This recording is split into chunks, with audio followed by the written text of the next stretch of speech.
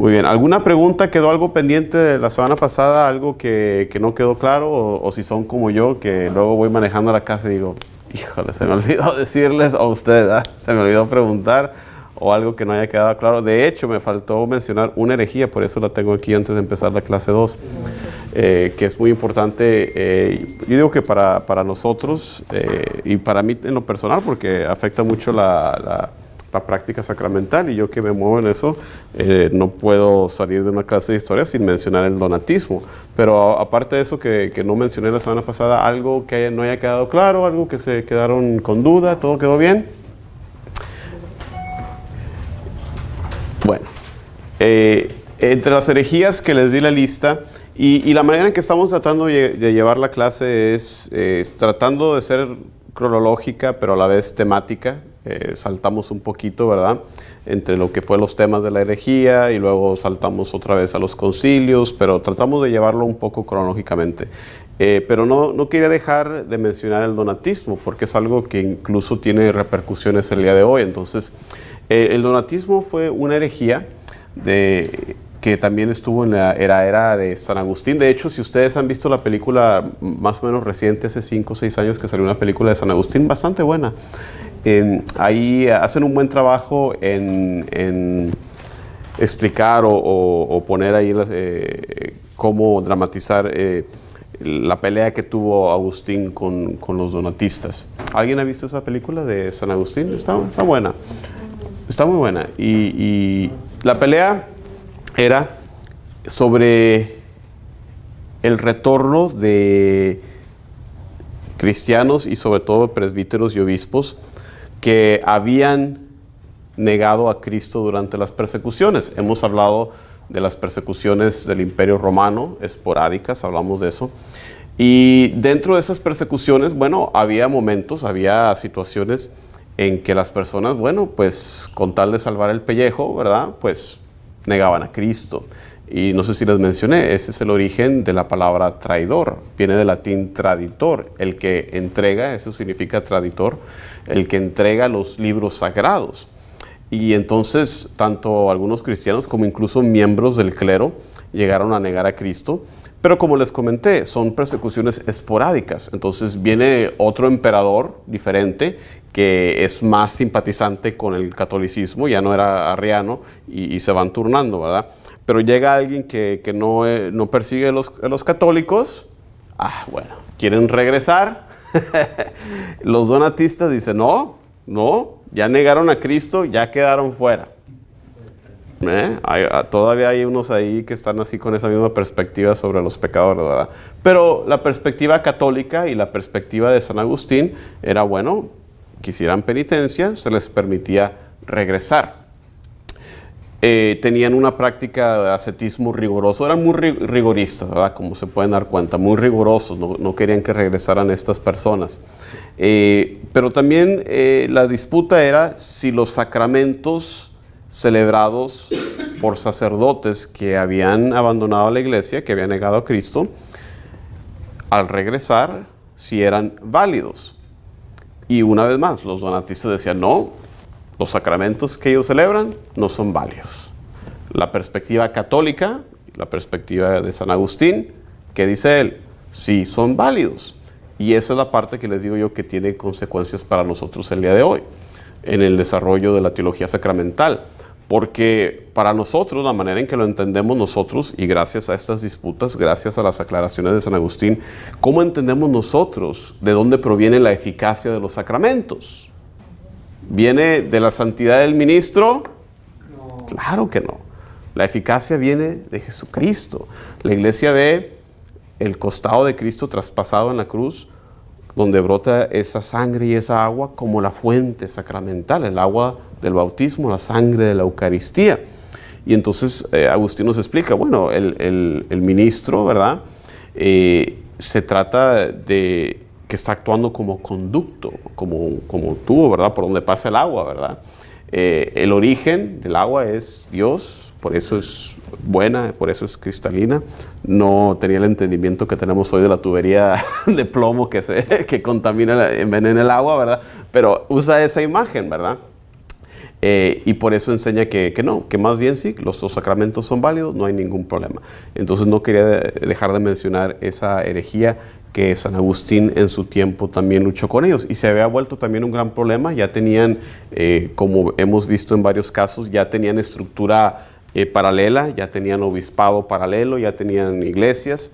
Pero como les digo, gracias a la intervención de Agustín, se reconcilian, se reúnen con la iglesia, logra vencer esta corriente de herejía. Era lo que quería mencionar de la semana pasada. Los herejes realmente eran los que no dejaban entrar a estas personas, ¿no? Eran muy estrictos, muy rigoristas en esa perspectiva. ¿Un representante? Bueno, su fundador, Donatus. ¿Donatus? Claro que sí. Hoy en día podría existir algún tipo de, por ejemplo, los católicos que son ultra derechistas, tradicionalistas. Claro. Sí, aún hay ese tipo de corrientes que una vez más, estas herejías, no sé si creo que lo mencioné, aunque son vencidas, ¿verdad? En teoría, el arrianismo, por ejemplo, es vencido, es condenado en el Concilio de Nicea, como lo mencionamos, pero en sí continúa viva la herejía por el hecho de que la gente común y corriente era católica, pero el ejército era casi completamente arriano.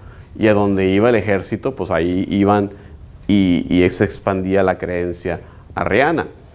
Como vamos a ver hoy en día, la iglesia se salva no solamente por la lucha teológica que discutimos sobre Nicea y San Atanasio, sino por el hecho de que una de las tribus más grandes, la de los francos, se bautiza católica.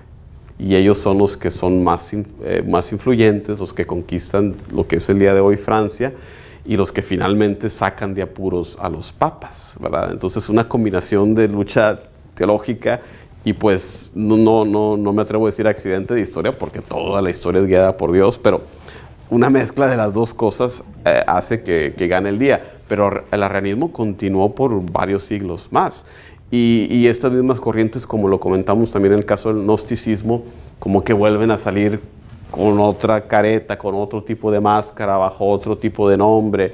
Entonces, muchas de estas cosas vuelven a salir de diferentes maneras. Y ese rigorismo se presenta, como vamos a ver, con los cátaros, que también eran medio gnósticos, medio dualistas, pero muy rigoristas también. El gnosticismo vuelve a resurgir y sigue resurgiendo el día de hoy, nunca ha sido completamente vencido. Así que muy buena pregunta.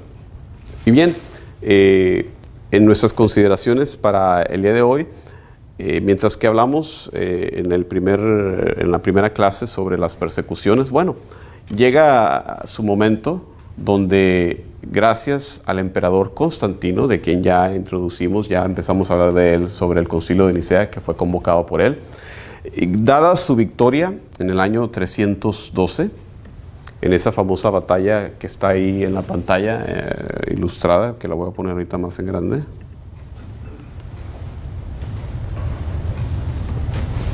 En esa batalla famosa del puente Milvio, es donde vence a su contrincante y se convierte entonces en emperador absoluto. Puente Milvio. Milvio. M-I-L-V-I-O. Milvio. The Milvian Bridge.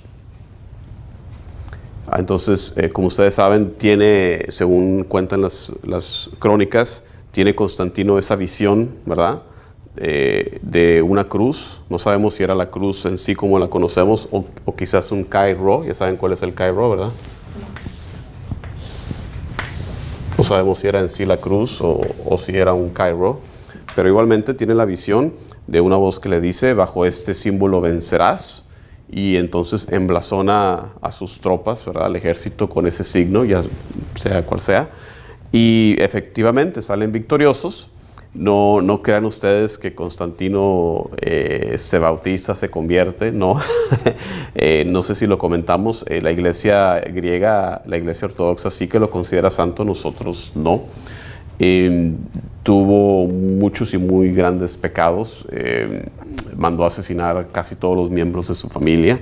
En aquel entonces, pues era algo que se hacía casi de cajón, ¿verdad? Para evitar contrincantes a su autoridad, a que le fueran a desafiar su poderío.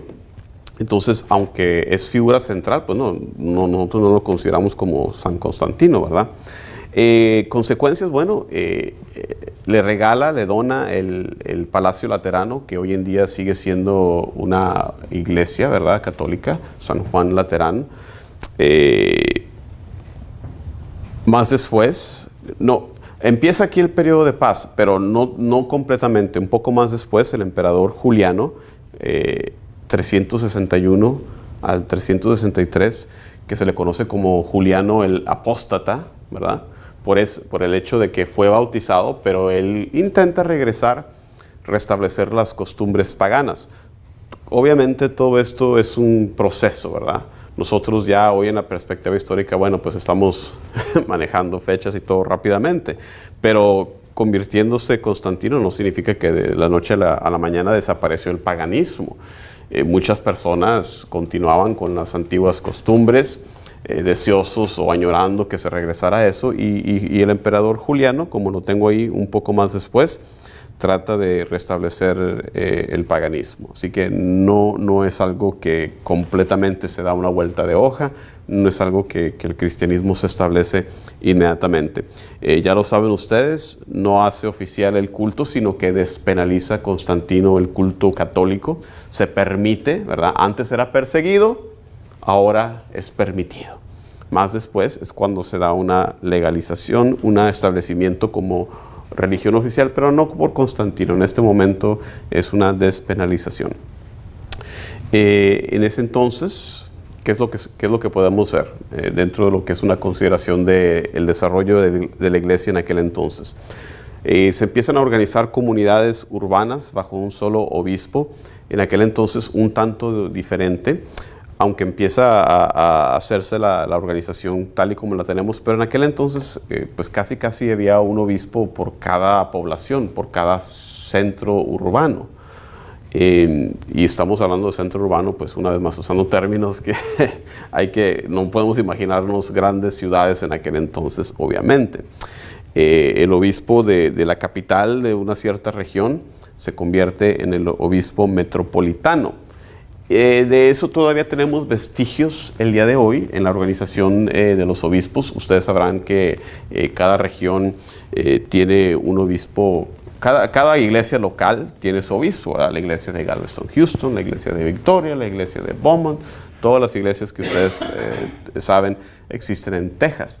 Pero dentro del territorio del estado de Texas hay 2 sedes metropolitanas. ¿Sí sabían ustedes cuáles son las 2 sedes metropolitanas aquí en Texas?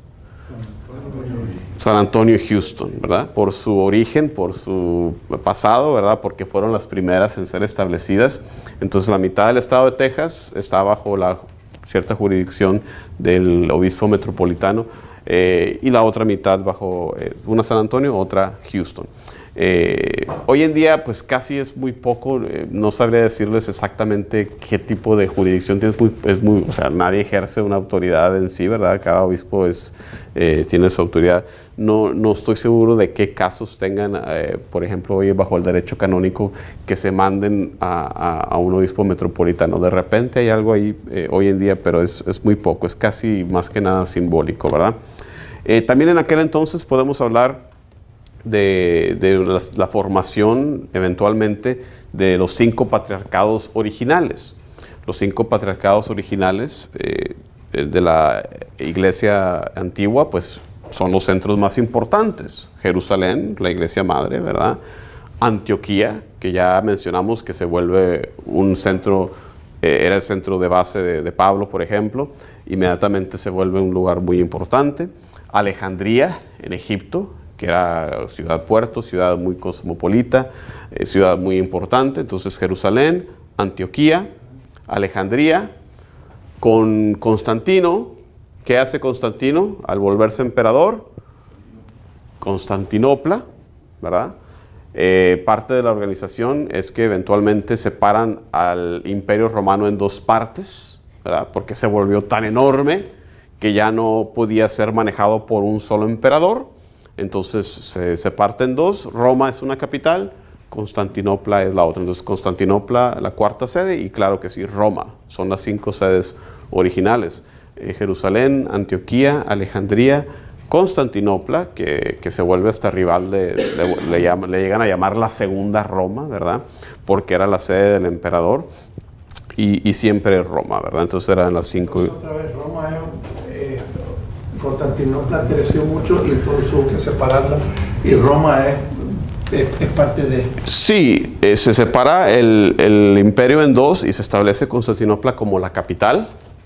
Y va a llegar el momento, ahorita, de la historia donde el imperio occidental, con la capital en Roma, cesa, mientras que el imperio oriental continúa hasta el siglo XV, cuando finalmente cae por los musulmanes. ¿Estás hablando de Estambul? Sí, lo que es hoy en día Estambul, antes era Constantinopla. Y sí, o sea que va a seguir su propia historia. Mientras que nosotros, bueno, nos vamos a concentrar más que nada en la iglesia, en el lado occidental, ¿verdad? Pero hay que tener eso en mente, que el imperio romano continúa y ellos se veían como romanos. Y ciertamente era el imperio romano oriental, con capital en Constantinopla. En aquel entonces se realizaba la elección de obispos más bien por el pueblo, con apoyo de los obispos de la provincia, algo que se discute a veces como posibilidad de volver a considerar, sobre todo, no sé, dadas las circunstancias en que estamos hoy en día, en que vemos pues un tanto también la corrupción el día de hoy, incluso a nivel de los obispos, es algo que a veces se menciona, bueno, de repente sería bueno volver a tener ¿cómo se le llama? El input, que el pueblo mismo sea, que tenga una participación en elegir al obispo. Pero eso son ideas, ¿verdad? Que no han llegado a tanto hoy en día. Pero en aquel entonces ciertamente tenemos ejemplos incluso de obispos como Ambrosio, el famoso San Ambrosio, uno de los 4 doctores originales de la iglesia, que son elegidos pues espontáneamente por el pueblo. Se muere el obispo.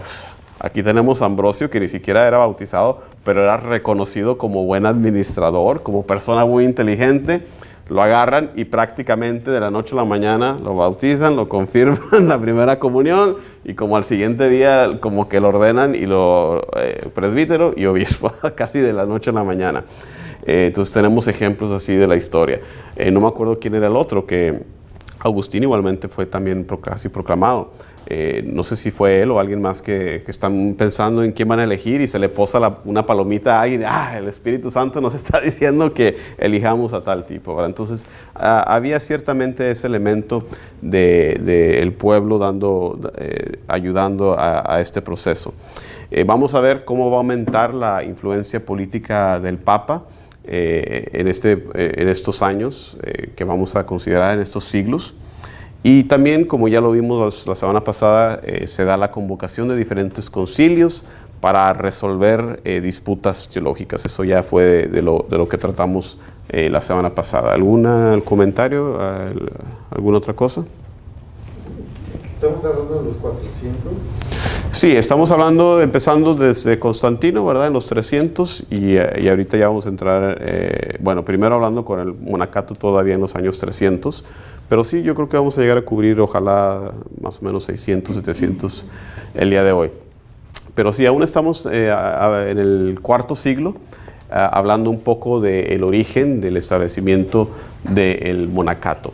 ¿De qué estamos hablando? ¿Por qué se da? ¿Cuál es su origen? Bueno, tenemos que entenderlo, y los historiadores nos explican que parte del origen del monacato es, primero que nada, la huida de los cristianos cuando hay persecuciones.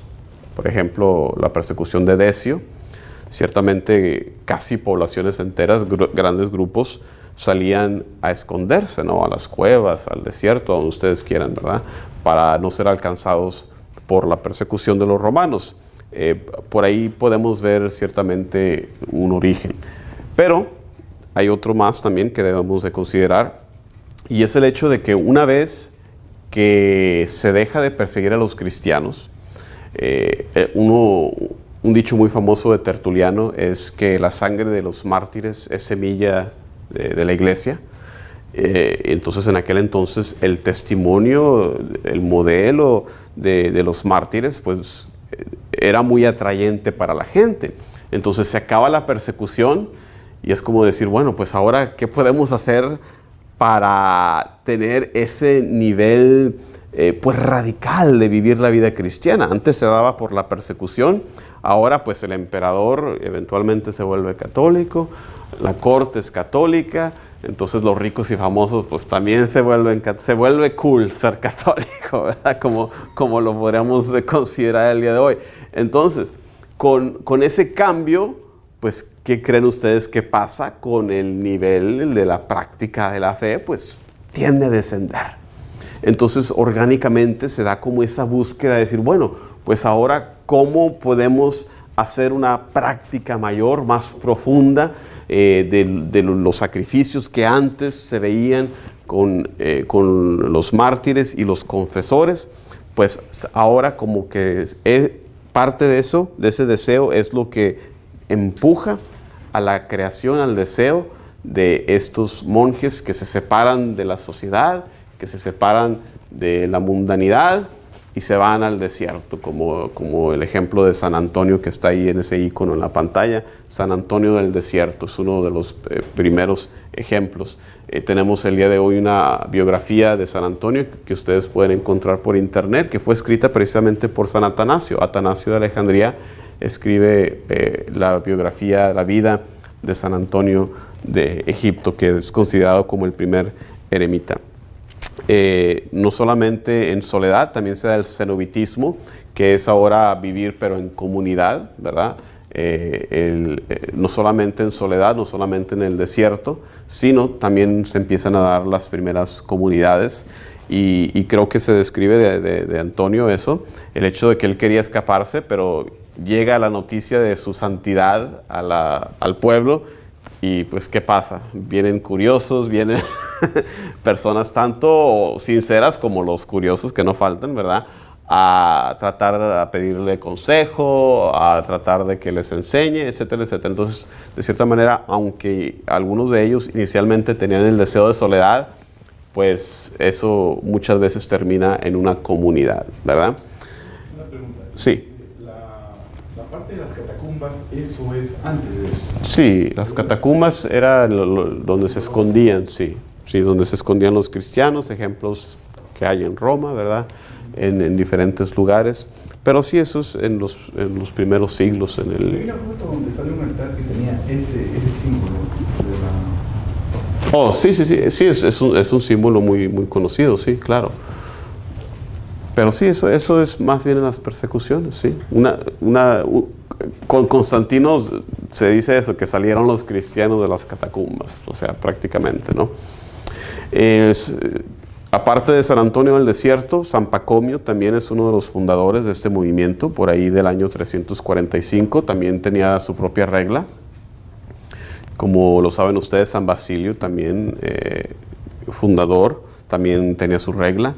Ya más bien en la iglesia del lado occidente, San Martín de Tours. Tours está en Francia. Y otra cosa que hay que estresar es que en un principio eso se trata más bien de un movimiento laico. Obviamente todo esto evoluciona y después las comunidades religiosas comienzan a tener pues sus sacerdotes, etcétera, sus abades. Pero en un principio tenemos que entenderlo que esto era más bien un movimiento laico. El primer punto que no les mencioné ahí, las prácticas ascéticas, ¿verdad? Porque eso es parte de ese deseo, de vivir la vida cristiana de una manera, pues, rigurosa, ¿verdad? Con esas prácticas ascéticas, que estamos hablando del ayuno, ¿verdad? De la privación, ¿verdad? Que en realidad todo eso sí, el silencio, el apartarse, ¿verdad? Que no es algo exclusivo a los cristianos, ¿verdad?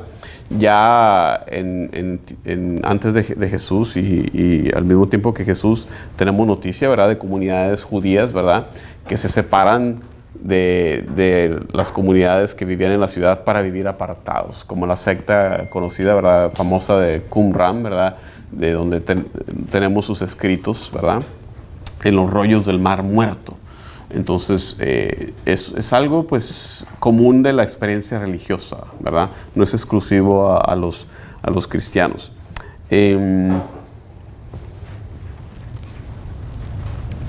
Se expande un poco más después, empezando, como dijimos, en su origen en Egipto. Ya hablamos un poco de Europa, Palestina, Siria, hablamos un poco de la regla de San Basilio. Como les comenté la vez pasada, San Atanasio fue depuesto 5 veces. En una de esas veces que lo corrieron de su sede en Alejandría, acuérdense que él estaba en Egipto, por eso conocía de Antonio. En una de esas viaja a Roma y como que él lleva la práctica del monacato hacia Roma. Por Atanasio, por Martín de Tours, por Jerónimo incluso. Primer monasterio en el lado de Europa, en el lado occidental, precisamente en Francia, en lo que es hoy en día Francia, en Tours. Bajo esa base, ese principio que ustedes conocen muy bien de la regla de San Benito, ¿verdad? Ora y labora. Trabajo manual, oración, un cierto orden, ciertamente. Son las bases de la vida monacal, de estos monjes que vivían tanto en el desierto, tanto aislados, como ya después en comunidades. Esa es la base.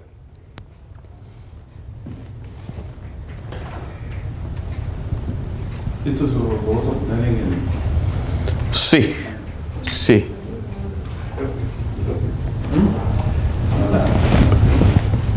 Parte de esta tradición es por el lado del oriente, la iglesia oriental. ¿Han escuchado ustedes de los estilitas? Es una cosa tan curiosa, pero es tan interesante. Ellos, es una expresión de esta vida monacal, pero ellos lo que hacen, no tanto salirse horizontalmente de la sociedad, sino verticalmente, porque lo que hacen ellos es construirse un pilar y vivir, poner una plataforma, más o menos como pueden ver ahí en el icono, construirse una plataforma y vivir ahí y por años, por años. El fundador de este movimiento y quizás el más famoso de estos estilitas es Simeón el Estilita. Él vivió muchísimo tiempo. Él primero intentó la vida monacal regular, una comunidad, pero era tan radical que lo botaron del monasterio. Sus hermanos dijeron, tú eres mucho más riguroso de lo que nosotros esperamos. Lo botan y entonces él busca otra manera de vivir ese llamado y lo hace instalándose en una columna y dicen que le fue aumentando, que primero era como de 9 pies y luego con tal de alejarse más y más, la va construyendo hasta que llega, no sé, dan una medida increíble de 50 pies, yo no sé, pero lo que cuentan es eso, que eventualmente va más arriba construyendo. Sí, completamente en soledad. No completamente en soledad, porque sí tenían una escalera donde podían visitarlo, podían consultarlo igualmente. Pero sí, ese deseo de separarse, de alejarse. Exacto, eso es lo que estaba pensando. Sí, no, era una privación tremenda, cuentan de San Simeón, porque es considerado santo San Simeón, que para probar su santidad mandaron a un obispo a hablar con él y decirle, Simeón, pues bájate, ¿no? Y él, claro que sí, ¿cómo no? No, está bien, simplemente estábamos probando tu obediencia, estás bien, quédate allá. Pero era algo bastante radical, incluso en aquel entonces. Si nos hace raro hoy, igualmente en aquel entonces era algo bastante radical. Y hoy en día hay gente así. No, eso desaparece. Sí, si lo quieres reiniciar, pues sería buena. Sería una noticia tremenda. Hoy vienen los penados. Sí, no, esto es, como podemos ver por las noticias, o sea, sin techo, sin nada, completamente la intemperie, completamente de San Simeón hacía ayunos tremendos. O sea, dicen las crónicas que empezó ayunando por una cuaresma, completamente, sin comer nada, y después así vivió completamente, con un ayuno eterno. Entonces, sí, grandes privaciones. Así que no un penthouse, no tanto. Obviamente muy importante para la historia de la iglesia, lo que es la aportación de San Benito de Nurcia.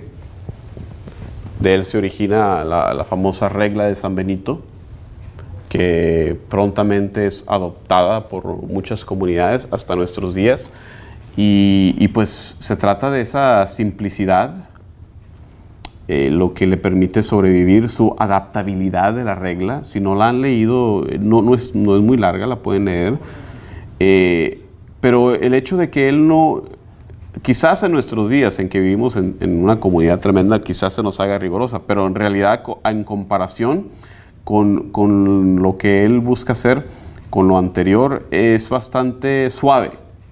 Es bastante adaptable. Él no quiere moldear al monje necesariamente a través de rigurosas prácticas ascéticas, ¿no? Entonces es otra razón por la cual fue bastante adaptable y muchas comunidades religiosas hasta el día de hoy la continúan usando. Importante también San Benito por el establecimiento de los monasterios, que como ustedes saben van a ser muy importantes para transmitir la educación, transmitir la cultura en Europa a través de copiar los manuscritos. Va a ser algo que salva la civilización prácticamente. Entonces por esas razones San Benito muy importante. Estimaba mucho también la virginidad. Estimación que continúa hoy, ¿verdad? De parte de los monjes que siguen haciendo votos, ¿verdad?, de virginidad, como una renuncia al mundo, como una entrega total a Cristo. Entonces eso continúa siendo hoy. Ese tercer punto de stabilitas locae, la estabilidad que le da al monje de vivir en un solo lugar, de tener ese ritmo de trabajo, de oración, muy importante pues para la evangelización también de sociedades enteras. Entonces, por todas esas razones y más, San Benito... La iglesia no podía en ese entonces, a pesar de que esto era algo más privado, ¿no? Más un monasterio o algo personal, no, la iglesia todavía no había asumido ese, por ejemplo, ¿cómo se llama? El voto a la castidad, ¿no? San Benito ya tiene esa gran estimación a la... Sí, pero me refiero, o sea, la iglesia no era algo que, por ejemplo, no es como hoy. No universal, no. Claro. No. De hecho, bueno, él ya es más después del Concilio de Nicea, pero en los cánones del Concilio de Nicea habla sobre qué hacer con las esposas de los obispos. Entonces, no, definitivamente no era una práctica. Mucho más después, en la era medieval, es cuando se hace más universal el voto de castidad. Quizás un poco antes para los religiosos que los sacerdotes diocesanos, ¿ok? Pero sí tiene razón. Sí, no, en este periodo ni siquiera los obispos se esperaba todavía que fueran celibatos, ¿verdad? Eso se desarrolla después. Más adelante, hablando todavía del monacato, siglo VI, personas como San Columbano llevan la vida monacal a Irlanda, Francia e Inglaterra. Y eso también es bastante central, la figura de personas como Columbano, como San Agustín, no el que conocemos, sino ahora en Irlanda, que llevan la evangelización, evangelizan a Irlanda, porque eventualmente va a haber un periodo en que cuando se pierde el Imperio Romano y entran los bárbaros, pues ahora vienen de Irlanda a reevangelizar a Europa. Otro personaje también muy importante, Juan Casiano, que murió en el 435, que establece también ese estilo de vida en Marsella, en lo que es hoy en día Francia.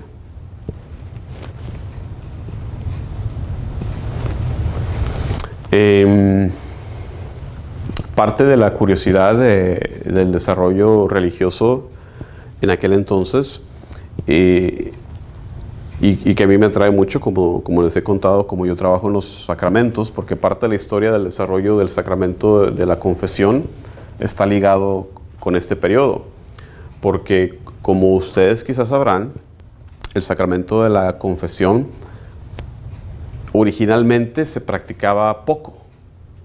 La confesión era reservada para, primero que nada, para pecados muy graves, como el adulterio, el asesinato, el negar a Cristo, ¿verdad?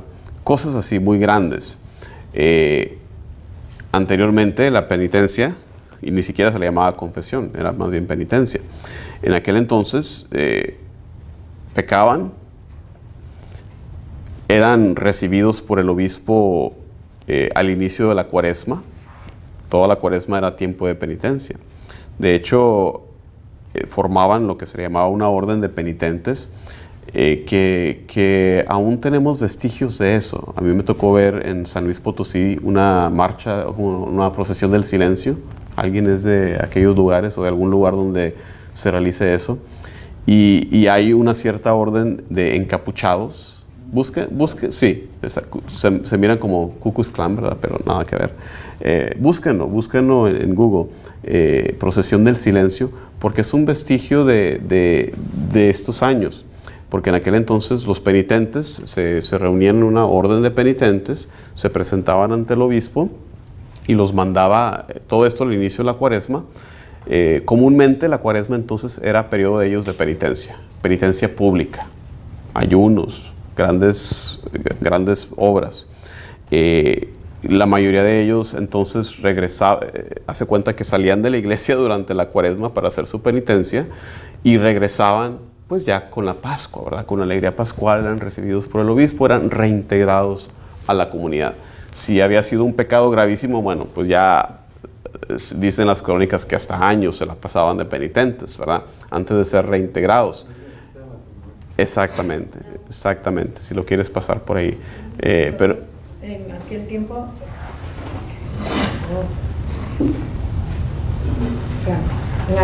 entonces ellos eran recibidos por el obispo. Sí. Y los mandaban de penitencia. Sí.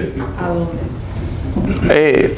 A su vida, o sea, a seguir viviendo, pero a hacer muestras públicas. A veces se habla un poco de confesiones públicas, de que las había.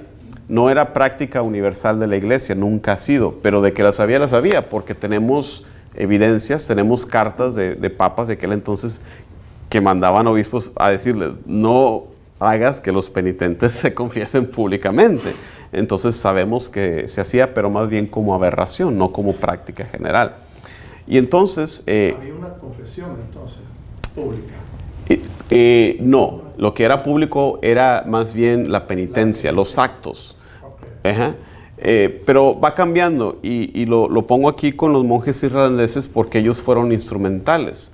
Porque la confesión, la penitencia que ellos realizaban era individual de los monjes con el abad. Entonces ellos, cuando regresan a Europa a reevangelizar a Europa, traen la práctica de confesión individual en vez de lo que era inicialmente, como lo describí. Es un acto comunitario de penitencia. Eran presentados al obispo ante la comunidad y hacían su penitencia en público. Entonces los monjes irlandeses son los que de cierta manera traen la innovación de una confesión más bien personal, individual. ¿Y qué es lo que tenemos el día de hoy? Pues a través de las reformas del Concilio Vaticano II, pues la Iglesia ha querido como regresar y tenemos hoy en día plenamente una mezcla de las dos cosas.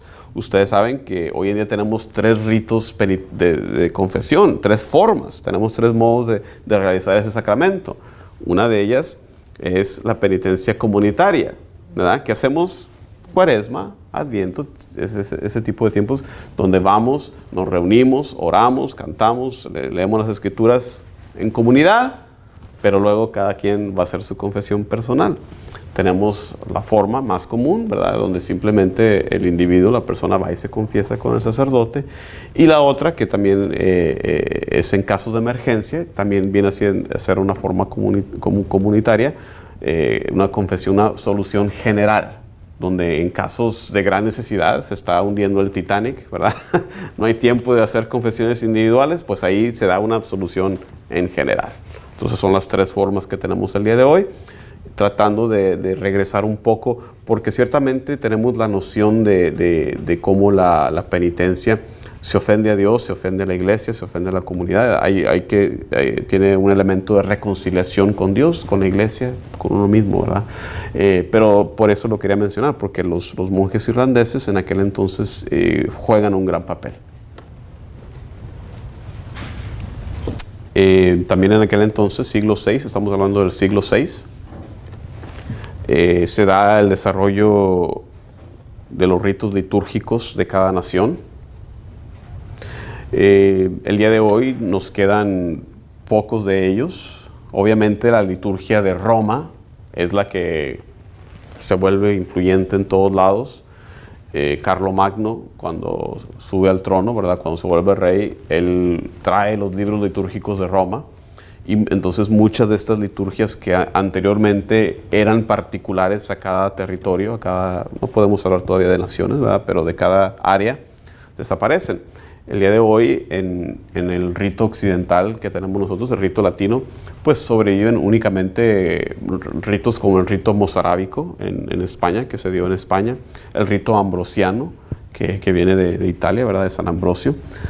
Aparte del rito que tenemos, el rito común, ¿verdad? El rito ordinario, ¿verdad? Pero en algún momento cada área tenía su propio rito particular. También se da otra cosa curiosa de los libros penitenciales. Y estos son como manuales de ayuda para los sacerdotes a la hora de dar la confesión, como una lista de, por pecado tal, asigna tal penitencia. Así que también está esa curiosidad de los libros penitenciales. Los usan para asignar penitencia. Y otra cosa que hay que mencionar, tener en cuenta que anteriormente, no nada más como lo comenté, se hacía el sacramento de la penitencia, se realizaba usualmente, si es que se llegaba a realizar, porque para la mayoría de los cristianos común y corrientes ni siquiera lo practicaban, ¿verdad? Pero si se llegaba a practicar era solamente una vez. Y la otra cosa era, que nos quede bien claro, eran grandes penitencias. Una penitencia para adulterio pudiera ser abstenerse de relaciones maritales por un año, que digo yo es contraproducente al pecado. Pero bueno, ese era un ejemplo de la penitencia. O para un asesinato, un ayuno de un año. No crean que eso eran cosas menores. Esa es una de las razones. Si ustedes se han fijado en la vida de personajes, hablamos de Constantino, podemos hablar incluso de alguien como San Agustín, que Constantino no se bautiza sino hasta el hecho de su muerte. Agustín entra en la orden de los catecúmenos, pero no se bautiza sino hasta los 30 y tantos. Entonces, esa es parte de la razón, porque el ser bautizado era un compromiso real, era un cambio total de vida, era el comprometerse a seguir las enseñanzas de Jesucristo, de que si cometías un pecado grave como los que mencioné, una vez nada más eras perdonado. En épocas de la iglesia lo volvías a hacer y ahí sí ya quedabas fuera. Entonces hay que tener en cuenta también cómo era bastante riguroso. Y entonces con lo que traen los monjes irlandeses va cambiando paulatinamente lo que tenemos hoy, de que se puede volver a hacer la confesión, se hace cara a cara individualmente y se puede realizar varias veces, más de una sola vez. ¿Pero qué pasaba con los que ya eran bautizados de bebés? Bueno, esa es otra cosa, que la práctica de bautizar a los bebés no era tan común tampoco en estos años. En todos estos primeros siglos la práctica común era de bautizar a adultos. No estoy diciendo que no ocurría, sí, pero la práctica más común era bautizar a los adultos. Y una vez más, con las reformas del Concilio Vaticano II, se vuelve a retomar el rito de iniciación cristiana para adultos, que se había perdido en realidad. La iglesia como que tiene que volver a recrear este proceso, porque anteriormente el Concilio Vaticano II, ¿cómo se convertía un adulto en católico? pues simplemente unas cuantas charlas con el sacerdote y pues eventualmente se consideraba ya listo y se bautizaba. No había todo el proceso que tenemos hoy del catecumenado con sus diferentes etapas. Eso es algo que le tocó a la iglesia retomar de los primeros años. Sí, ciertamente. ¿Alguna otra pregunta hasta el momento? Bueno, ahora vamos a otra etapa donde vamos a ver muchos mapas. Para mí es ciertamente interesante toda esta historia de cómo con la caída del imperio, con las invasiones de los bárbaros, cómo se va pues formando Europa, ¿verdad? Cómo se van formando los diferentes países, las diferentes sociedades. Esa es una lista que no es exhaustiva, aún hay muchas más, pero entre las más importantes tribus germánicas que invaden tanto Italia, lo que es hoy en día Italia, algunas de ellas llegan a saquear a Roma, pero entre las más importantes las tienen ahí los godos, que eventualmente se separan geográficamente entre ostrogodos y visigodos, que no es otra cosa que los godos de un lado del río y los del otro lado, los burgundios, los vándalos, los francos, alemanes, anglos, sajones. Ustedes reconocerán varios de esos nombres, ¿verdad? Porque finalmente... ¿Dos veces o dos diferentes? Lo puse 2 veces, sí, perdón. Porque tribus como los anglosajones eventualmente son los que invaden Britania, desplazan a los británicos originales y se establecen en lo que es hoy Inglaterra, ¿verdad? Los alamanes son los que finalmente se establecen y ahí en lo que es el día de hoy Francia. Entonces ahí en esas tribus están los diferentes orígenes en muchas ocasiones de lo que son los países el día de hoy. Como ya lo mencioné, los francos ciertamente. Vamos a ver cómo los visigodos terminan en España. Pero bueno, vamos a ver la historia. Pero ahí pueden ver un poco los movimientos. Incluso el origen, ¿verdad?, de palabras como vándalos, que para nosotros el día de hoy significa pues, alguien que hace destrozos. Bueno, pues ese es el origen de ese término, ¿verdad? ¿Por qué? ¿Por qué se da esto? ¿Por qué repentinamente, podemos decir, desde nuestra perspectiva el día de hoy, por qué de un día para otro se dan estas invasiones? Bueno, varias razones. Yo creo que la mayor de estas razones es el hecho de que sus territorios originales de todas estas tribus estaban siendo invadidos a su vez por los hunos, que son, como ustedes sabrán, tribus que vienen de Mongolia, como lo hizo más tarde el famosísimo Genghis Khan, ¿verdad? Es algo que a través de la historia se da continuamente. Los historiadores dicen que allá de las estepas de Mongolia son como un vientre de donde salen tribus a lo loco y tribus que van y hacen destrozos. En aquel entonces la tribu era ciertamente los hunos, H-U-N-O-S. Ellos son los que se vienen moviendo desde las estepas allá de Mongolia hacia el oeste y entonces van desplazando a todas estas tribus que entonces tienen que moverse, escapando de esa invasión, y entonces se vierten sobre toda Europa. Porque los hunos quienes vienen de las estepas de Mongolia Sí. hacia el oriente. Hacia el occidente. Ellos vienen del oriente, moviéndose hacia el occidente. Entonces en ese movimiento desplazan a estas tribus de donde eran ellos originalmente, y entonces se vierten y ahí tienen un poco del movimiento, ¿no? Los vándalos estuvieron por todos lados. Los francos, como pueden ver, la flecha naranja en el norte, se mueven de lo que es Alemania, Países Bajos el día de hoy, hacia Francia.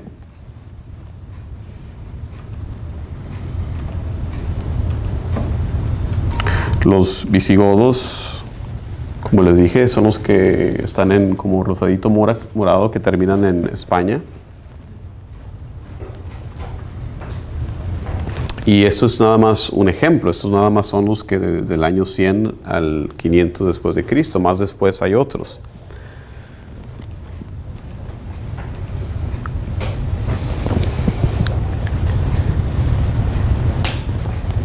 De hecho, los vándalos, otra cosa que tengo en mis notas, porque quizás no es tan aparente, yo ni siquiera lo sabía tampoco. Ellos establecen en lo que se le conocía en aquel entonces como Vandalucía, que termina siendo Andalucía en España. El origen de esa área es de los vándalos.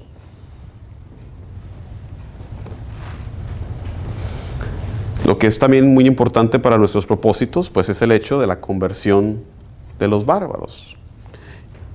Y el origen de esa palabra obviamente es peyorativo para los griegos, para los romanos, cuando estas tribus germánicas, que sería el nombre más adecuado, cuando los oían hablar, pues ellos lo que entendían era puro bar. Por eso le llaman bárbaros. Entonces no es un nombre que no creo que hoy en día insultemos a ninguna tribu germánica, pero más propiamente dicho se trata de eso, de tribus germánicas. Pero ese es el origen del nombre bárbaros, que a sus oídos su lenguaje se oía como eso. ¿Por qué dice ahí los primeros en convertirse y después dice arrianismo? Sí, cuando hablamos de la conversión de estas tribus germánicas, la tribu de los godos son los primeros en ser bautizados, pero como les comenté hace rato, son bautizados al arrianismo, no al catolicismo. Todavía estaba presente en aquel entonces el arrianismo. Incluso cuando escucho godos, yo pienso en los vikingos. No. Ellos van a venir un poquito más después en la historia, por ahí por el siglo IX, me parece que son cuando empiezan a vertirse allá de los países nórdicos, a través de los ríos y de las vertientes, y atacan primero, pues obviamente lo más cerca de ellos son las Islas Británicas, ¿verdad? Después rodean, ¿verdad?, a España, al sur de España, Italia, por todos lados. Eventualmente hacen destrozos por todos lados, pero sí, primero atacan a los reinos británicos. Pero sí, los godos son los primeros al arrianismo, después siguieron los francos, que ellos se convirtieron al catolicismo, como les comenté. Los borgoñones, los suevos, los visigodos. Irlanda, convertida, como ustedes saben, por San Patricio, que acabamos de celebrar, ¿verdad? Todo esto en el año 461, en San Patricio en Irlanda, donde de cierta manera pues establece ahí el monasticismo.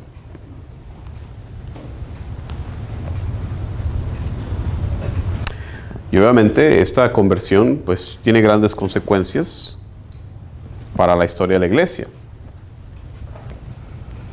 En su libro de texto, el autor pone una lista de ciertas ventajas y ciertas desventajas. Por el lado de las ventajas de la conversión de estas tribus germánicas, él menciona que estas tribus tenían un espíritu de fe fiel a la iglesia. Bastante fervorosos, bastante leales a Pedro, a esa idea de vicario de Cristo, un cierto tradicionalismo.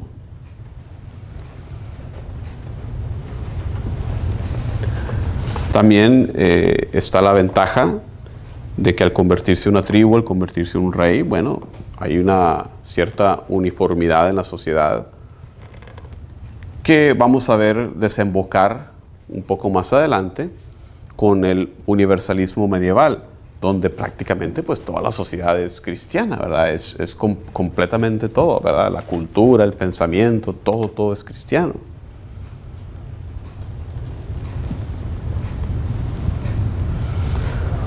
Hay una cierta superioridad cultural del clero. No sé si esto deba ir en la columna de desventajas, pero bueno, ahí la puse. Dice su autor que las tribus germánicas tenían una cierta receptividad al sentimiento religioso. Obviamente ellos contaban con otros dioses, un cierto panteísmo. Vamos a ver un poquito más adelante ahorita cómo sus deidades consideraban cosas como los grandes árboles, para ellos eran dioses, ¿verdad? Tenían una cierta receptividad al sentimiento religioso. Una de las críticas, como podemos ver, inicialmente un empobrecimiento de las ideas religiosas. Cuando se da ese encuentro, ese choque, bueno, eventualmente, inicialmente al menos, no hay esa creatividad teológica, ¿no? que vimos con los romanos, que vimos con los griegos. La ventaja de los griegos, pues obviamente la gran educación, el gran esquema filosófico que hay detrás del pensamiento griego y que los romanos toman. Pero cuando hablamos de las tribus germánicas, obviamente no hay ese esquema. Entonces, inicialmente hay un empobrecimiento de las ideas religiosas. También está, pues, la dificultad del lenguaje. Estos lenguajes germánicos pues no tenían la riqueza de la lengua griega o de la lengua latín.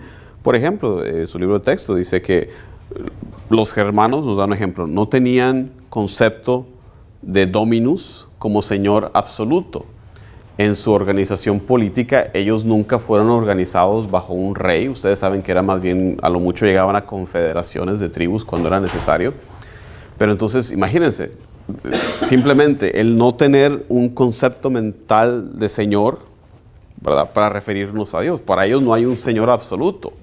Ahí hay un ejemplo de la pobreza del lenguaje. No tienen ningún concepto de gracia. A lo más cercano que llegan ellos y que se adopta ciertamente en nuestro pensamiento, la gracia de la versión griega se convierte en favor del rey, que es algo ciertamente compatible, pero una vez más, si eso es lo único, pues es un empobrecimiento, ¿verdad? Como les digo, ciertamente lo hemos adoptado, pero para ellos no tenían concepto de gracia de Dios. Había una dificultad de expresar, pues, ideas sacramentales, ¿verdad? Ellos no tienen el esquema mental para eso.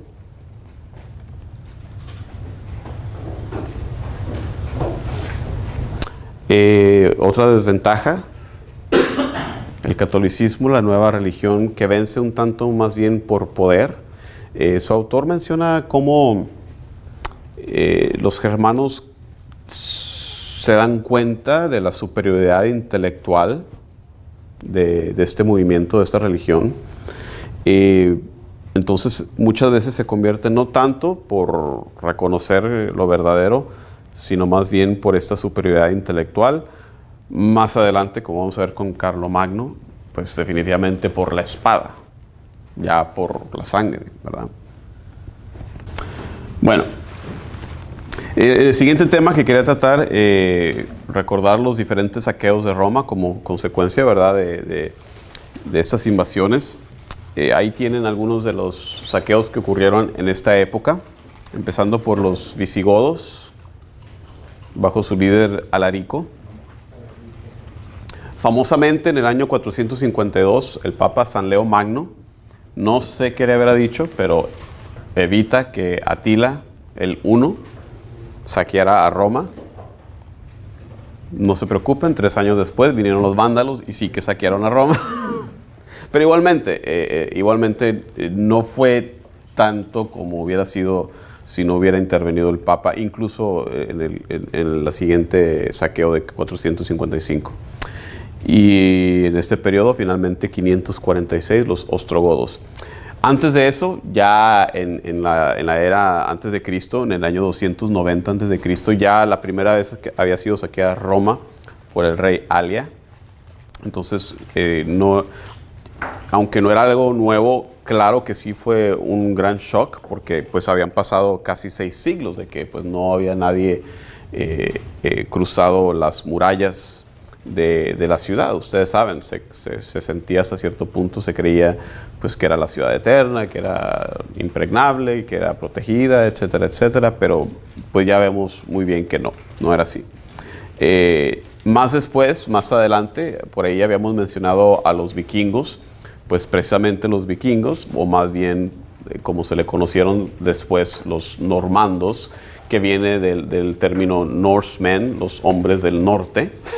Ellos se establecen en el norte de Francia, o más bien para deshacerse de ellos, les conceden esos territorios para que ya no anden vagando por otros lados. Entonces ellos establecen pues lo que se le conoce hoy en día como el área de Normandía, ¿verdad? Ese territorio es el que se le concede a los normandos. Más adelante, en el 1084, los normandos saquean a Roma también. Más adelante, en 1527, el emperador Carlos V, y creo que hasta 1800 y algo fue la última vez que la saquearon. Entonces está más que saqueada, ¿verdad? ¿Qué atracción tanto tenía Roma para ser saqueada constantemente? Es la capital, es el centro cultural, el centro de comercio. Obviamente va bajando un poco de auge después de esto, después de ser saqueada tantas veces, baja de auge. Ante la ausencia, ya no había emperador en determinado momento. Eso es importante reconocer, porque muchas veces, como estábamos hablando ahorita, de cómo se corrompe el oficio del Papa, hay que comprenderlo en el contexto histórico, ¿no? De que hasta cierto punto sube el poderío terrenal del Papa, pues por necesidad. No había nadie más que se encargara de la ciudad. Llega un momento en que virtualmente el Papa es el que tiene que ordenar los grupos que recogen la basura, que los bomberos, porque no había nadie más. Hasta cierto punto, a veces, pues, no sabemos eso y pensamos que simplemente se corrompen por ser malos, ¿no? Bueno, por una cierta necesidad es que toman el poder, la autoridad, al no haber nadie más. Así que eso también es importante de reconocer. Y hablando de eso, llega a su fin el Imperio Occidental. Un tal Odoacro, que era de una tribu que se llamaban los Herulos, depone al último emperador romano, Rómulo Augustulo, en el 476, y se instala él mismo como rey de Italia. Por eso, usualmente esa es la fecha que la mayoría de los historiadores, ustedes van a ver, que mencionan como el fin de Roma, del Imperio Romano Occidental. Como ya lo mencionamos, Constantinopla Oriental continúa por muchos más siglos, pero 476 es usualmente la fecha oficial, aquí con el último emperador, con que se le pone fin al Imperio Romano Occidental. Más adelante, entra Teodorico con los ostrogodos, que vence a Odoacro, lo asesina en el 493, entonces pasan ahora a los ostrogodos, y ese es el color medio verdecito que pueden ver ahí por toda Italia y sus alrededores. Ese es el extento del reino ostrogodo.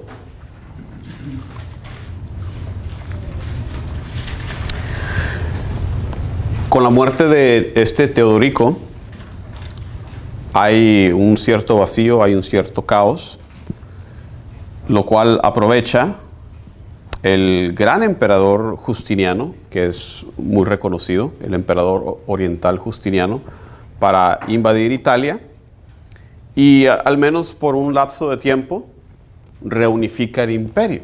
Hay un corto periodo de tiempo por el cual se vuelve a ser uno solo.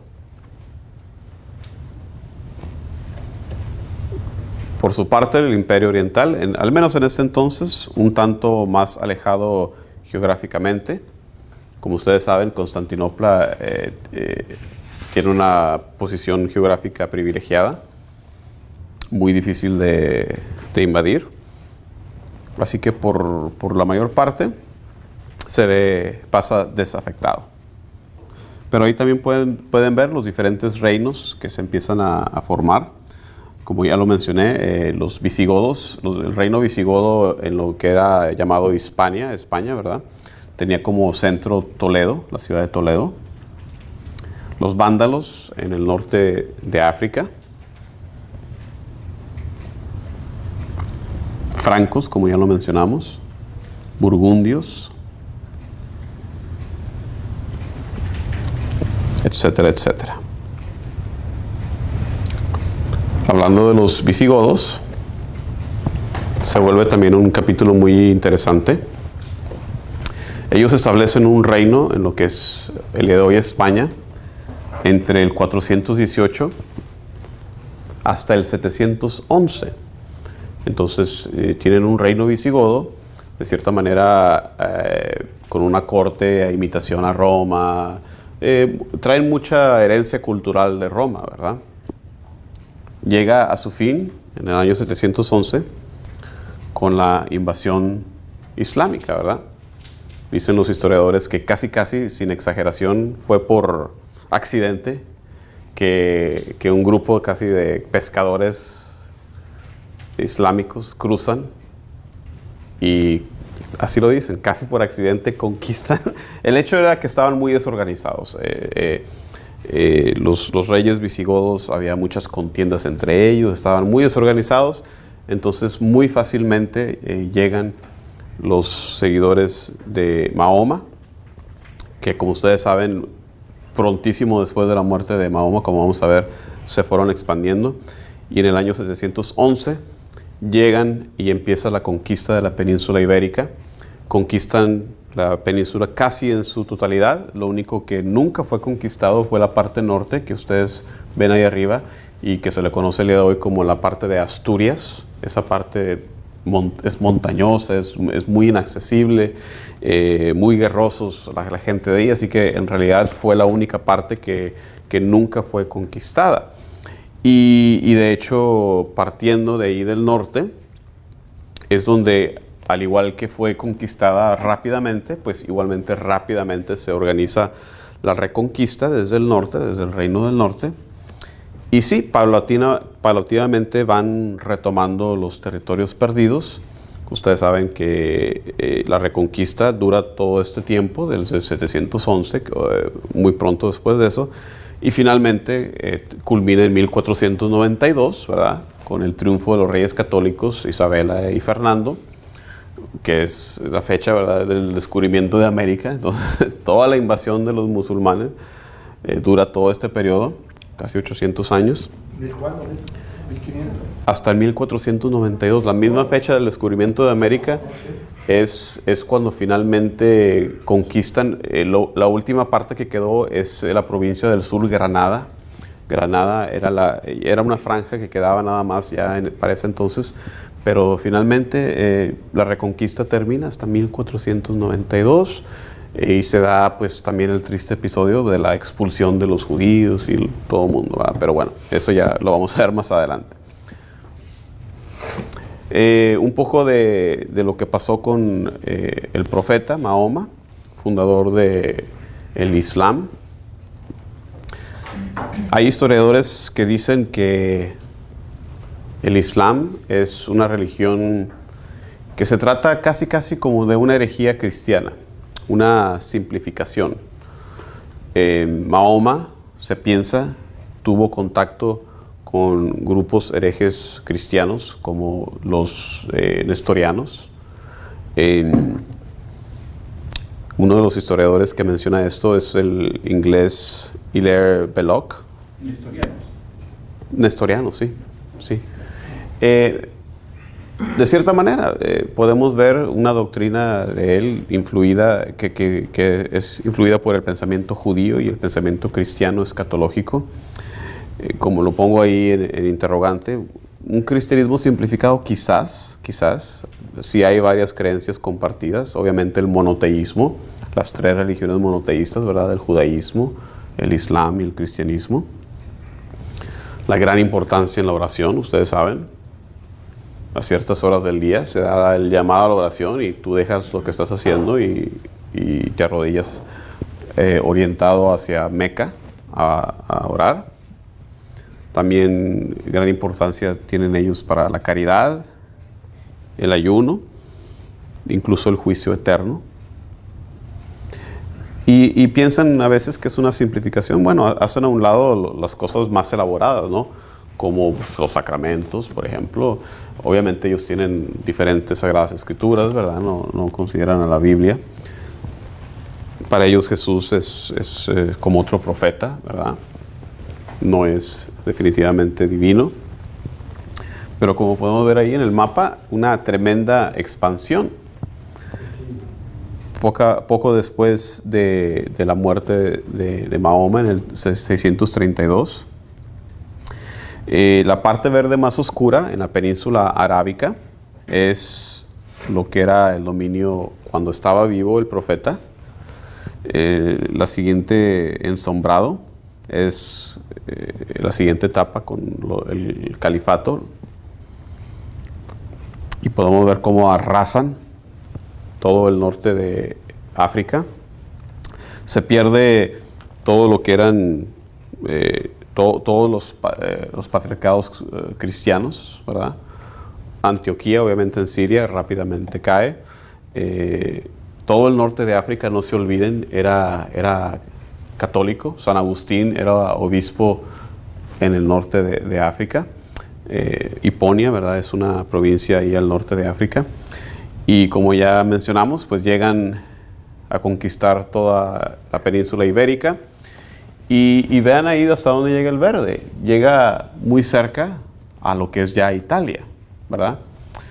Carlos Martel los detiene, ¿verdad? Y más después también en la historia, ¿verdad? Gracias a la batalla de Lepanto, una batalla naval muy importante, más después la vamos a ver. De otra manera, estuvo muy cerca que hayan conquistado también toda Europa, ¿verdad? Por eso, y lo vamos a ver más adelante, pero muchas veces no reconocemos, no se da cuenta la gente que entre todas las controversias que se dan sobre las cruzadas, pues en realidad las cruzadas son primordialmente una guerra defensiva. Muchas veces pensamos que se trata de una guerra religiosa impulsada por, no sé, diferentes cosas, pero en principio las cruzadas es algo defensivo, ¿ok? Pero de eso vamos a hablar más adelante, ¿ok?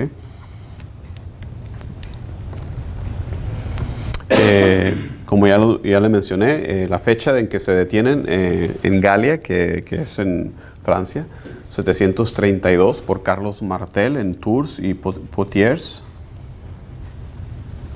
Y sí, virtualmente ya es muy cerca a lo que es Viena, ¿verdad?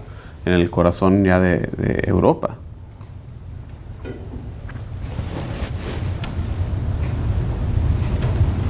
Todavía se siguen expandiendo.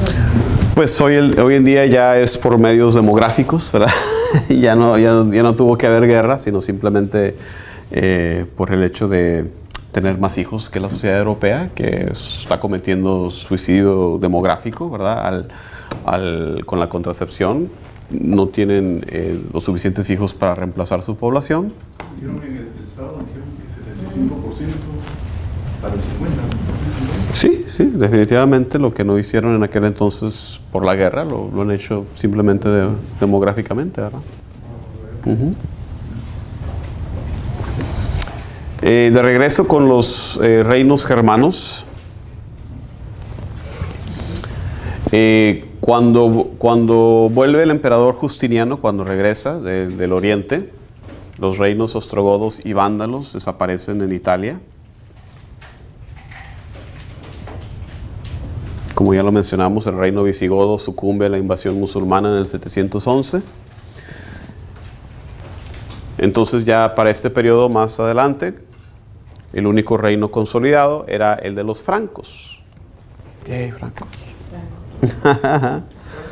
y como ya lo intimamos, pues los francos van a ser bastante importantes porque son los que finalmente sacan de apuro al Papa. Y con la fortuna de que habían sido bautizados católicos. Entonces ellos se consolidan y ellos son los que finalmente establecen el catolicismo y en contra del arrianismo.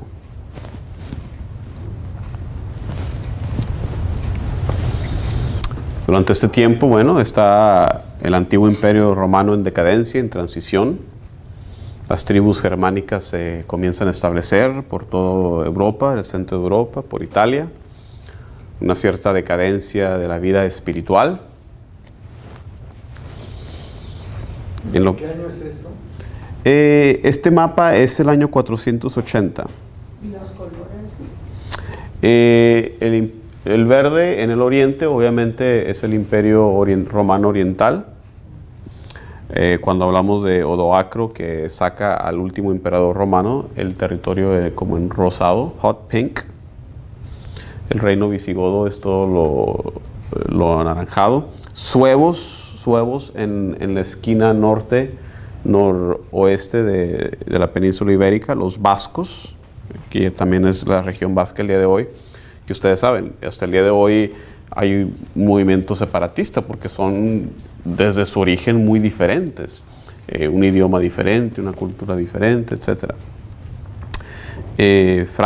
Francos en lo que es Francia, ¿verdad? O más bien en lo que es Alemania, más después se mueven más al oeste. Alamanos, que finalmente le dan el nombre al territorio, en amarillo. Turingios, sajones, anglos, ahí en Britania, en rosado, los anglos y los sajones, que finalmente se mezclan, ¿verdad? Los anglosajones. Y en azul, en el norte de África, el reino vándalo. Y entonces, con el fin del Imperio Romano, se le da fin a esta etapa, incluso intelectualmente, fin de la antigua civilización y pues el inicio de la era medieval temprana, ¿verdad? Los principios de la era medieval. Como les comentaba, ante la falta de autoridad, bueno, el papel de la iglesia cambia, se da asistencia a los pobres, los monjes ahí copiando, como ustedes saben, salvadores de la cultura y conocimiento. Cuando más adelante Carlomagno va a impulsar el movimiento de San Benedicto, también impulsa el reproducir estos textos. Por su propio camino, no se olviden que no tanto énfasis para nosotros, pero por otro lado sigue la iglesia copta en Egipto, sigue la iglesia monofisista, sigue la iglesia nestoriana también, todos ellos por su propio camino, ¿verdad? ¿La nestoriana todavía existe? No tanto, no. Los monofisistas sí, pero incluso muchos de ellos en diferentes puntos de la historia se han reconciliado con Roma. Así que se ha reconocido que muchas veces era error, era simplemente malentendido sobre el lenguaje. Al ponerse a dialogar, ¿no? Pues tenemos la misma fe, simplemente por las diferencias culturales y de lenguaje entre el griego, entre el copto, que es el lenguaje de ellos, se dan esos malentendidos y que causan una separación. Pero sí, muchos de ellos han regresado a estar en comunión con Roma. Parte de toda esa decadencia, bueno, el lado intelectual, la filosofía también. Nada original en esta etapa, en los años 400, en el V siglo. Nada original, simplemente estudiar las grandes obras ya pasadas, traducciones de los originales griegos a las nuevas lenguas que empiezan a salir. La excepción es la obra de Boecio, La consolación de la filosofía, que tenemos el día de hoy. Muy buena, si quieren ustedes leerla. Boecio, La consolación de la filosofía. Y la única otra excepción, quizás muy sobresaliente y muy importante, es lo que se conoce hoy en día como el pseudo Donicio, un autor anónimo, no sabemos ciertamente el nombre. Salud. Originalmente se le atribuía a Dionisio, el Areopagita, ¿verdad? Que vemos por ahí serán las cartas de Pablo, si no en los Hechos de los Apóstoles.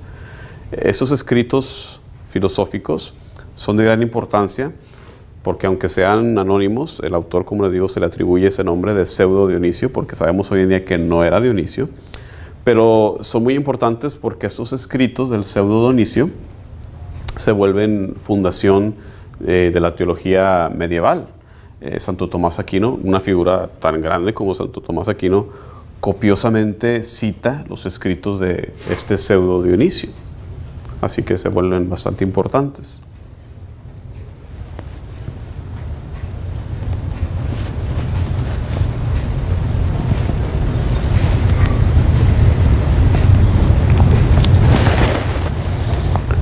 como ya lo hemos dicho, los papas en ascendencia debido a la ausencia del poder central en Italia. Aunque sí, ciertamente en este tiempo, el cuarto, quinto, sexto siglo, bastante bajo la presión, bajo quizás incluso la autoridad de los emperadores orientales se encontraban los papas. Incluso estaba leyendo que ponían las fechas en los documentos papales, las fechas eran de acuerdo a la ascensión del emperador.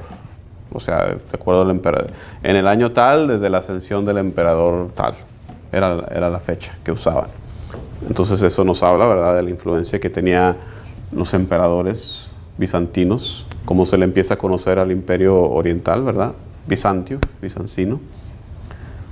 Entonces se encuentran ellos inicialmente, como lo mencioné, pues influidos por el imperio oriental y invadidos también cercanos los godos, más después los lombardos, o también, como dice su texto, los longobardos, que no es otra cosa sino la descripción física de esta tribu, que tenían barba larga, longobardos. Barba larga. Los lombardos de ahí viene, ¿verdad? El hecho de que tenían una larga barba. Cambia un poco, evoluciona esto cuando se relacionan los papas con las tribus, los reyes francos, como vamos a ver. Y en esta época de estos siglos, en una sociedad pues que se encontraba dividida, la iglesia era el único factor de unidad.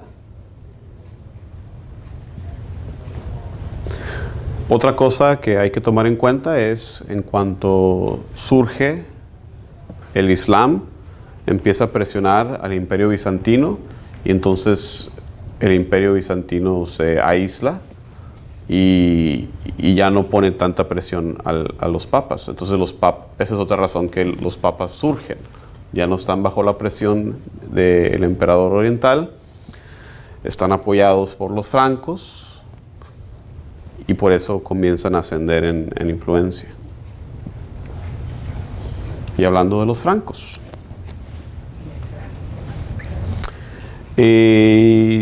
comenzando por la primera dinastía merovingia, que viene ese nombre de Meroveo, el jefe militar.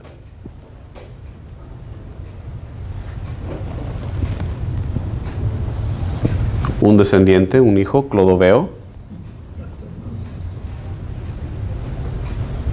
conquista mucho territorio, y él es muy importante también, como vamos a ver, porque se hace bautizar católico, como lo he mencionado, en el año 496.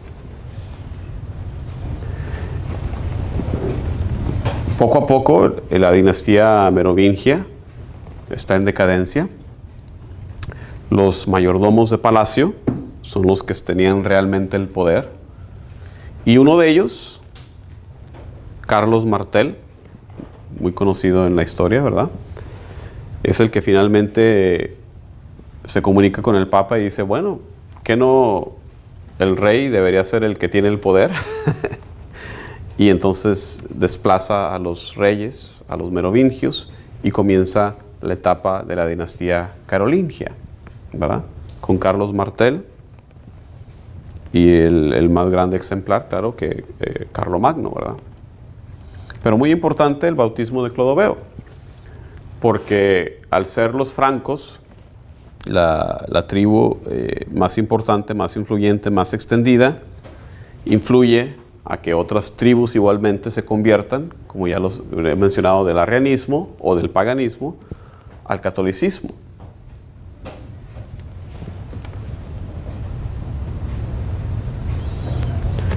En ese entonces comienza el fenómeno, ya con la consolidación de estos reinos, el fenómeno de la creación de iglesias territoriales, o sea, la iglesia en Francia, la iglesia en España, etcétera, etcétera. Que es algo a la vez beneficial, pero a la vez pues es un desafío para el Papa, ¿verdad? Y vamos a ver ejemplos de eso a través de la historia. Pero inicialmente los papas, bueno, dan cierta libertad porque pues necesitan el apoyo de estas iglesias nacionales o territoriales.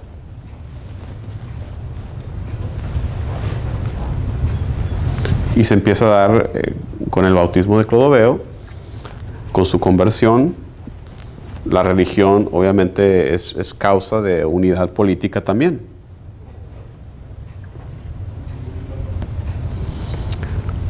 Empezamos a entrar ya en otra etapa con el Papa San Gregorio Magno, gran reformador. El Papa San Gregorio reorganiza la iglesia. Él dirige la defensa de Roma contra los longobardos. Como ya lo mencioné, el Papa se vuelve figura central, símbolo de autoridad, al no haber emperadores.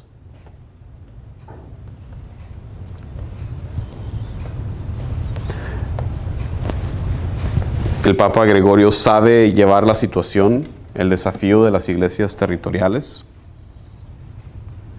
En realidad fue providencial este hombre, que tenía un carácter 100% netamente romano, en el hecho del orden, en el hecho de todo eso que caracteriza a los romanos, la autoridad del orden. Tenía ese genio romano para gobernar. Finalmente consigue que se retire el rey longobardo de esos territorios pagándole un inmenso tributo. No sin antes lograr que el heredero longobardo se convirtiera al catolicismo. De cierta manera, pues asegurando el futuro, ¿verdad? De que, bueno, si vuelven a pelearse, de perdido son católicos, ¿no? Es un gran genio. Gran actividad misionera, como ya lo hemos visto en ese entonces. Y se empieza a dar esa transición al Papa como también cabeza política, como jefe político.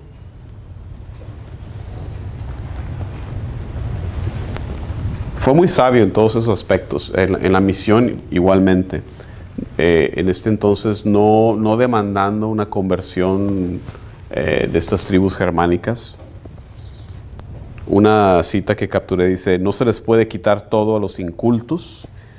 Quien quiere alcanzar el compás elevado sube paso a paso, no de una vez. Algo gradual. Él pedía, ¿no?, que la conversión fuera algo gradual. Entonces, muy sabio su visión sobre la evangelización.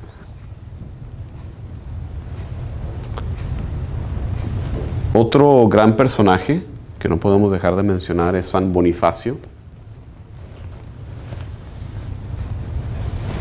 quien fue un propagador, purificador, organizador de la iglesia en Germania y los reinos francos también. Lo manda el Papa a él como obispo en misión. Inicialmente, por mucho tiempo, no tenía territorio alguno, no tenía sede, simplemente para poder dispensar todos los sacramentos, para poder evangelizar efectivamente. Entonces, por mucho tiempo, obispo de misión. Cuando ustedes buscan y leen la vida de San Bonifacio, no puede faltar un famoso episodio del roble de Thor. ¿Han escuchado este episodio? Como les comenté hace rato, las tribus germánicas, muchas veces panteístas, para ellos se consideraban deidades como los grandes robles, los grandes árboles, los grandes encinos.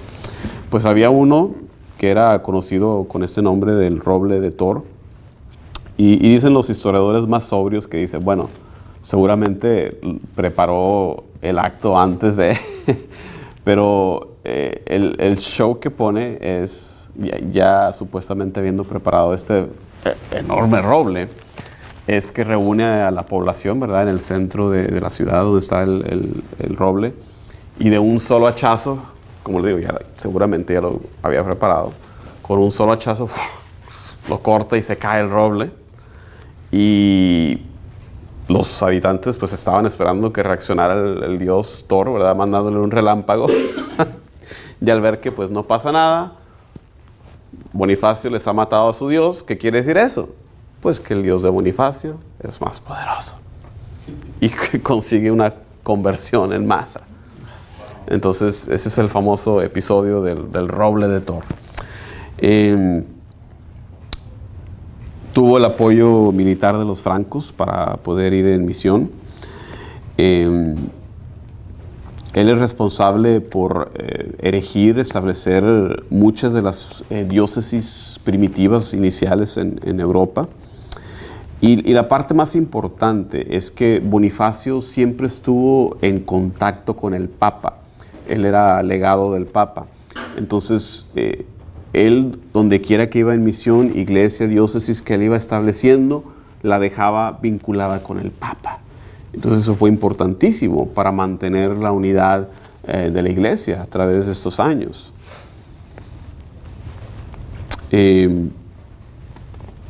Aún así, aunque tuvo mucho éxito, muchos de sus intentos de reforma fracasaron porque los obispos nativos, los obispos autóctonos ahí en Francia, había mucha corrupción ya en aquel entonces. Estaba leyendo que muchos de los obispos estaban casados, les importaba el dinero nada más, etcétera, etcétera. Entonces había mucha oposición también a sus reformas, pero igualmente se le conoce como gran misionero, gran reformador.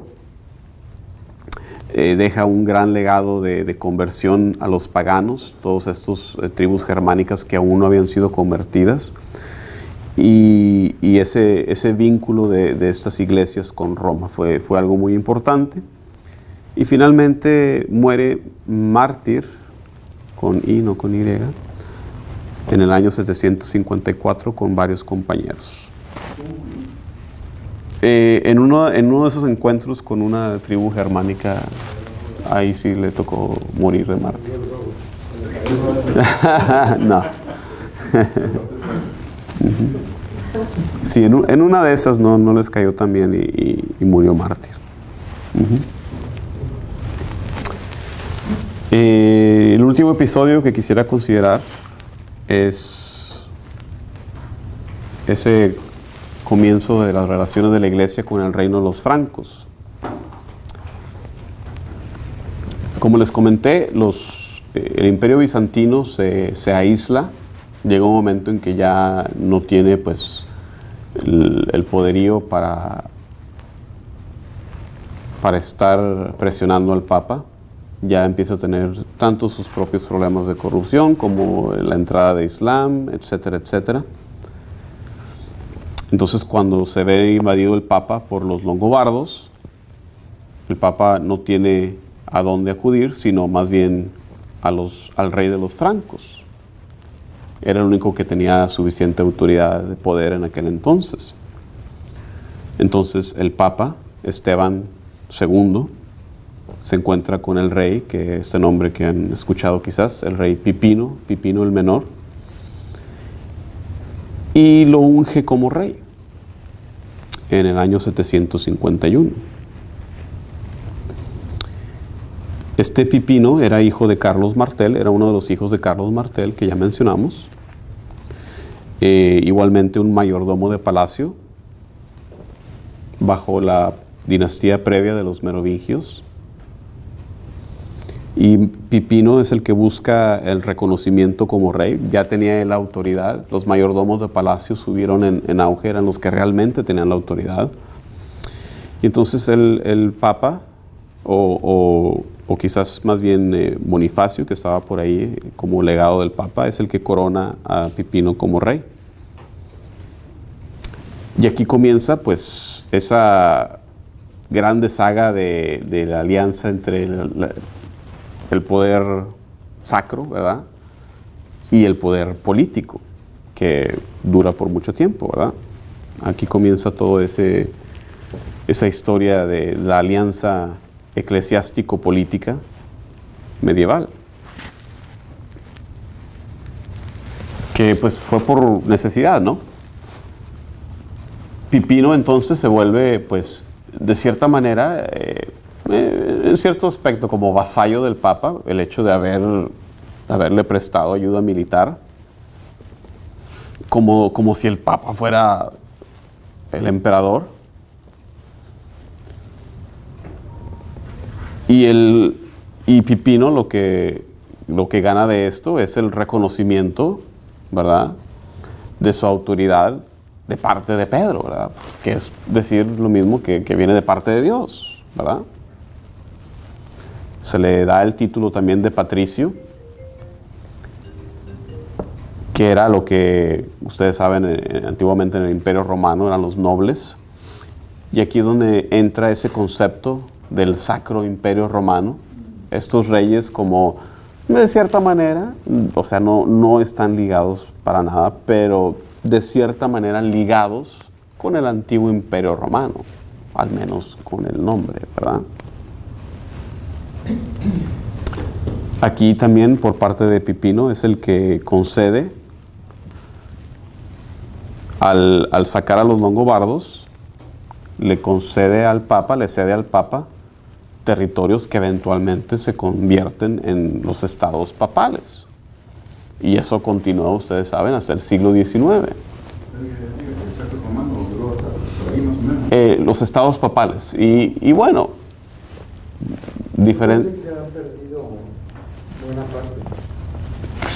Sí, pero existen hasta el auge del nacionalismo en Europa, y el nacionalismo italiano finalmente se los quita en el siglo XIX, 1850 y algo, no me acuerdo, vamos a verlo. Pero sí, ese es el comienzo de...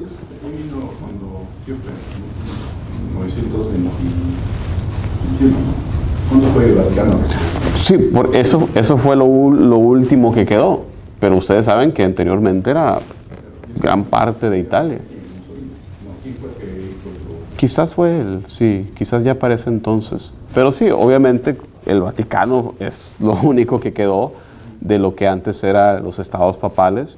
Y aún hoy en nuestros días, aunque no se enfatiza eso, el Papa sigue siendo cabeza de Estado, que tiene su inicio, tiene su raíz aquí en este periodo, con el cedimiento de los estados papales, lo que se convierte en los estados papales, ¿verdad?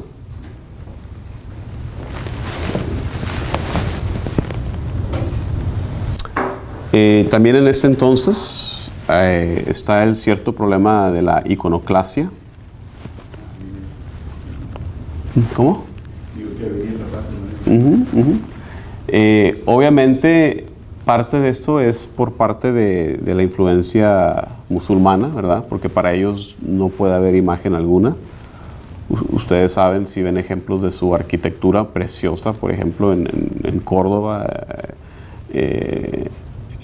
pero no hay representación alguna de lo divino, ni de profetas, ni de nada. Es más, para ellos, ustedes saben, es una blasfemia, como ocurrió hace poco, ¿no?, con un periódico francés, ¿no?, que hizo una caricatura del profeta, y olvídate, para ellos es una blasfemia enorme, ¿no?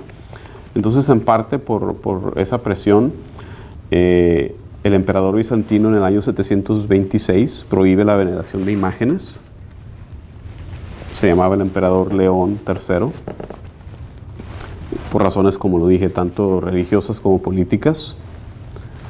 Y es una gran controversia. Se convoca un segundo concilio en Nicea en el año 787, y este concilio definitivamente afirma que venerar a los íconos es propio, es bueno, partiendo pues del hecho de que el Verbo se hizo carne, ¿no? Que sí, podemos ver esa prohibición, pero ya con la encarnación tenemos en Jesucristo, ¿verdad?, ya una imagen de Dios, ¿verdad?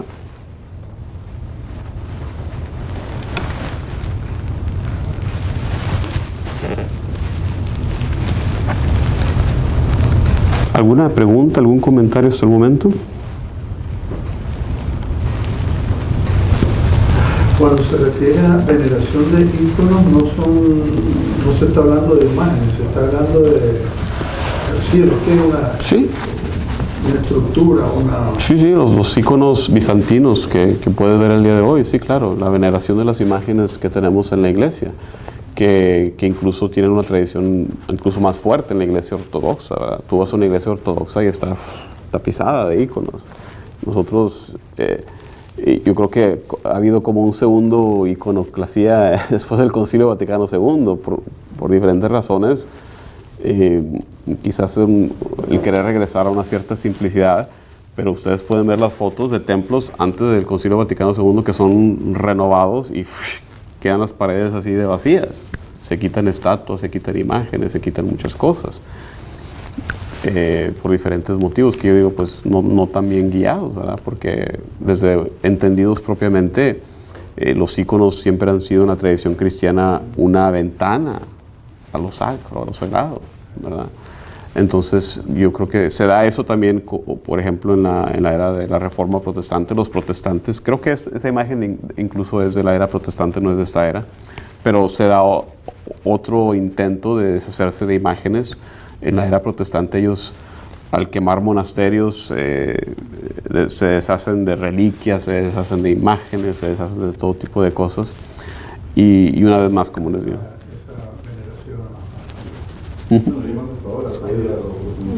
Sí, sí. Ves a los pastores quebrar a los yesos, le dicen ellos, ¿no? A las imágenes, ¿no? Que los católicos adoran a los yesos, ¿no? Claro que no.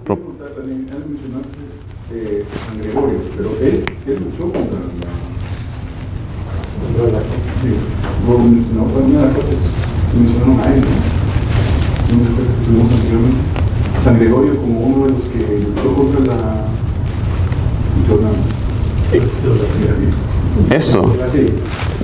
No lo... Porque dijo que también había luchado contra los musulmanes, porque ellos también querían San Gregorio. Sí, más que nada, quizás sí, no me encontré con eso en su texto. Se le conoce más que nada por el papel de reformador. El calendario, desde eso, el calendario gregoriano, la reforma litúrgica, el canto gregoriano. Entonces, más que nada por esas reformas es que es conocido. Pero sí, de repente también le tocó luchar con eso. Eso no lo vi en su libro. Bueno, fuera de eso, es más o menos lo que quería cubrir el día de hoy.